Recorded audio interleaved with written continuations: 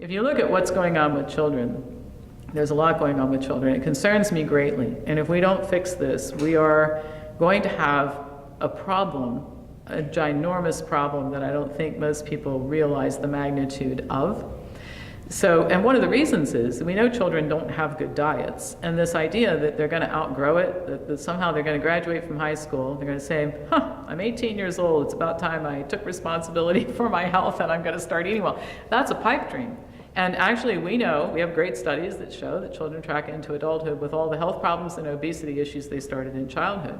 So what's happening to our children? Well, the first thing is the proliferation of liquids that are calorie laden. Kids are drinking milk, they're drinking flavored milk, they're drinking sports drinks and juices, and there are very few things, let me say this, there are very, very few things that nutritionists agree upon, but I'll tell you one of them they all agree upon, and that is that the calories consumed in liquid do not reduce the calories consumed in food. So if you have a child that is consuming, if you have a child who's consuming say 600 calories a day, which is not unusual, in soft drinks and juices and sports drinks and things of that nature, that isn't going to decrease by a single calorie what this child is consuming in the food he or she eats. So you can see what the problem is. That number of extra calories, it would make me gain weight, it would make any of you gain weight as well. Then you look at the calorie density of the foods that kids are eating. And school lunches are required to have a certain calorie density. It's way too much for kids. This is based on a time when children were actually malnourished and needed to have lunch at school to be pretty calorie dense. But you look at the calorie density of a fast food lunch or a lunch at school that often doesn't look a whole lot different than fast food. How many calories, how much fat? And I don't know how anybody thinks that these children are going to burn off these calories. I mean, the average child would need to spend 2.5 hours on a treadmill every afternoon just to get rid of lunch, and we haven't had a mid-afternoon snack or dinner yet. So our kids are eating a calorie-dense diet because the types of foods they like to live on are, again, liquid calories.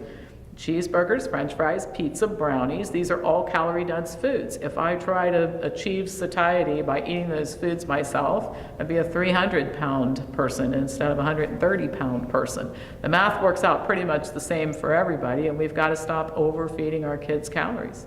Our kids are more sedentary than they've ever been before, and they're eating more calories than they've ever eaten before. And the collision of those two things happening has created an enormous problem. So kids need to be more physically active, and they need to be consuming whole foods that will allow them to achieve satiety with a fraction of the calorie intake that they have right now.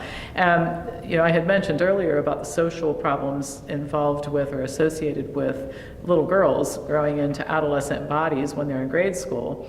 The social issues and problems associated with little children being overweight, it breaks your heart. I read a study in the Journal of the American Medical Association that showed that obese children rate their quality of life as being worse than children with cancer who are undergoing chemotherapy in the hospital. Now think about that for a minute. A cancer patient in the hospital thinks he or she is better off than an obese child. So this isn't about cosmetics, it isn't about appearance, it's about we're destroying children's lives by allowing this to happen. And I do think that while it may not be intentional in most cases, it's a form of child abuse.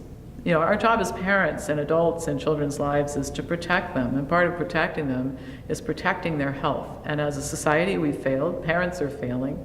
Parents are doing the best they can, but they don't know any different. They really don't know any different. So we need to do some massive education, because if parents actually understood the ramifications of allowing a child to remain overweight, I think that they would be quite anxious to do something about it. Genetics is also misunderstood. It does play a role. I mean, we're all predisposed to develop something or many somethings based on our family history. But as it turns out, there's a difference between having a genetic predisposition and whether or not those genes will express themselves. So for example, Obesity runs in my family, on my mother's side of the family particularly. There aren't very many anyway, normal weight people. I'm obviously not obese, but I don't eat like my mother, I don't eat like my grandmother and the other female members of my family. And I'll tell you another disease that runs in my family is rheumatoid arthritis. My mother had it, my grandmother had it. Now I'm an overachiever, as you might have figured out already, so I'm pretty sure I could eat my way into obesity and rheumatoid arthritis within a few short months if I set my mind to it. But I've deliberately chosen not to do that because I don't want to see happen to me what happened to so many of my relatives. So the important thing to remember is that there's no question that genes have an influence, but that influence is actually much smaller than people realize. And it's perhaps one of the most important messages that we can convey to people, because when people think that it's their genetic predisposition that will determine their health outcome, they become helpless victims because none of us get to pick our genes. But if you know that it is the choices you make in life, you get to control that. So it's a whole lot more hopeful message when we tell people it's not your genes, it's the food, it's the choices that you make.